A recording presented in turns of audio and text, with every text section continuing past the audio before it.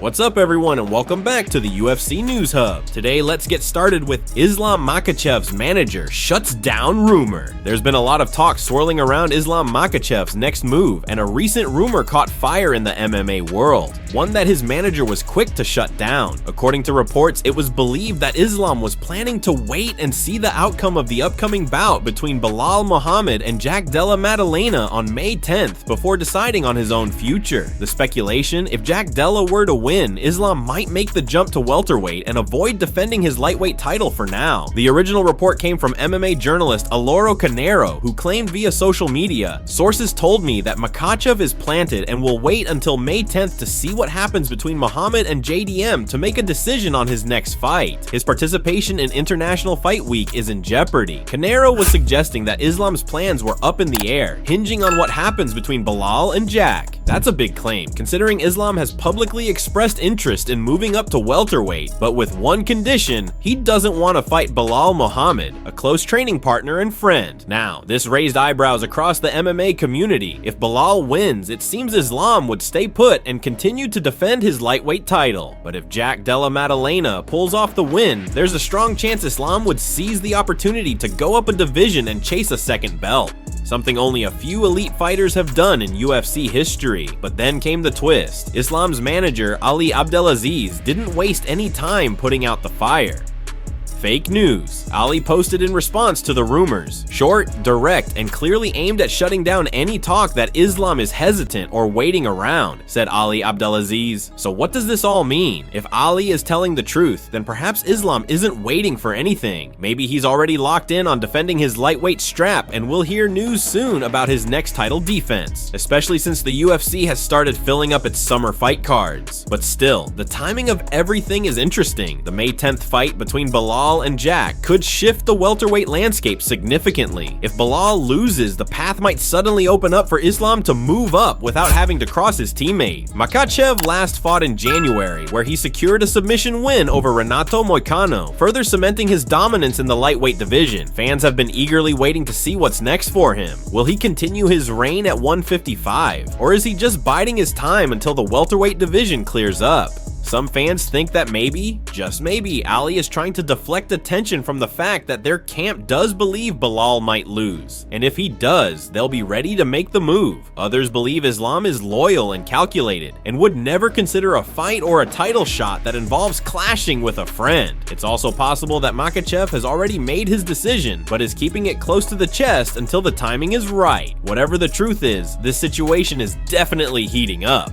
Islam Makhachev's next move could shake up either the lightweight or welterweight division. One thing's for sure, fans won't have to wait long to find out. Before we continue, subscribe and click the bell icon to help support the channel. Michael Chandler reveals why he accepted Paddy Pimblett fight. Michael Chandler recently opened up about a fight announcement that caught a lot of fans off guard: his upcoming bout against Paddy Pimblett. Many were surprised because Chandler has consistently faced top-tier contenders in the UFC lightweight division, while Paddy, though popular, isn't even ranked in the top 10. So when this matchup was announced as the co-main event for UFC 314 on April 12th in Miami, a lot of questions were raised. Why would Chandler, a guy known for taking on the best of the best, suddenly agree to fight someone still climbing the ladder? Well, Chandler himself explained the reasoning behind the decision during a recent appearance on ESPN alongside Pimblett. When asked why he accepted the fight, Chandler gave a very clear and grounded response. "I think it's the part of the life cycle of the fighter," Michael Chandler said. "You continue to fight the top competition at all times. Continue to push yourself, but at some point, you gotta give a guy like Paddy an opportunity to prove either he is who he says he is or he's not."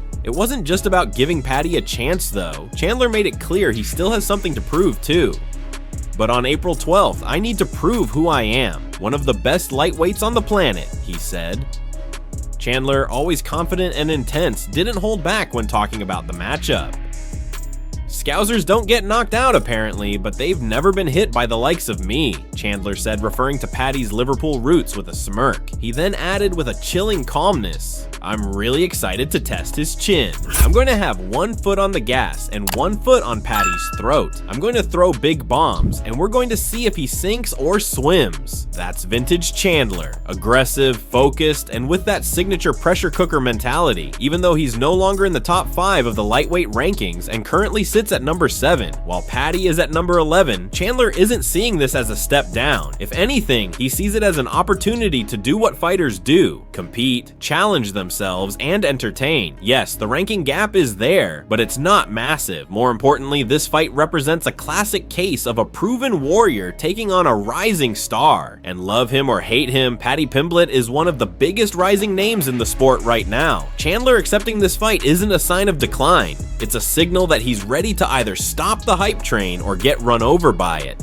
That's the kind of attitude that fans respect. Now the question is, will Chandler snap his 2-fight losing streak at UFC 314, or will the baddie pull off the biggest win of his career under the bright lights of Miami? One thing's for sure, this isn't just a fight, it's a proving ground for both men. Dana White and the UFC make huge mistake. Last night, the UFC accidentally caused a huge stir during their Spanish broadcast. Fans watching closely spotted something surprising: a live graphic showing Charles Oliveira versus Ilia Topuria as if the fight had already been announced. The moment it appeared on screen, social media blew up. MMA fans were thrilled, thinking the UFC had just dropped a massive fight bomb out of nowhere. The matchup itself is exciting. A veteran warrior like Oliveira going up against the undefeated and confident Topuria. That's the kind of fight that makes headlines. But just as quickly as the hype built up, it came crashing down. MMA Mania reporter Alex Bahunin stepped in with the truth.